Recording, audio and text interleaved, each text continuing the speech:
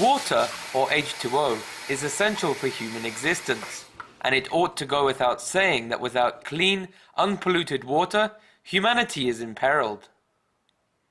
Yet, from the 1930s, a cabal of elites, including titans from the aluminium industry and nascent nuclear industry, decided to rid themselves of the problem of disposing with the toxic substance of fluoride by lobbying for its addition to civilian drinking water.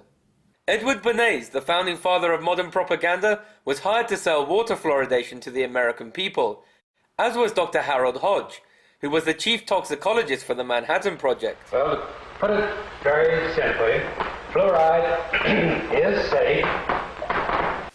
Well, there's been lots of studies, hundreds of studies, in the last 20 years, 30 years, that have shown that, well, actually, it's not safe. Last year, Calgary City Council, after coming under pressure from citizen anti-fluoride activists, voted to stop imposing the potentially harmful substance on the people of Calgary.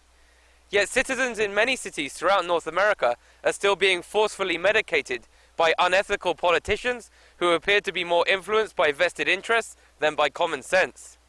Cities like here, Lethbridge, Alberta, where water is still fluoridated, much to the displeasure of many of its residents. You go to the coffee shop downtown, there's going to be fluoride in your water. You buy soup from a restaurant in town that they use tap water to make, there's going to be fluoride in your soup.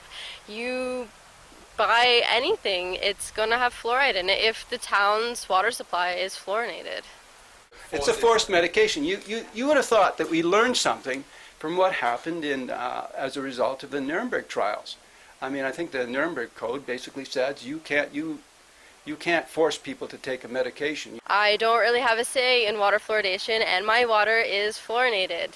And it's hard to believe that I am being medicated, and I would prefer not to be.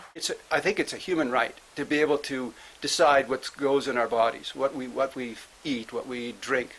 With at least 18 peer-reviewed studies demonstrating that elevated levels of fluoride exposure leads to IQ deficits in children, along with many other potential afflictions, one cannot help wondering whether those in power know that they benefit from having a dumbed-down citizenry and thus continue to pump fluoride into the public's water to foster acquiescence to their hegemony. Joshua Blakeney, Press TV, Lethbridge, Alberta, Canada.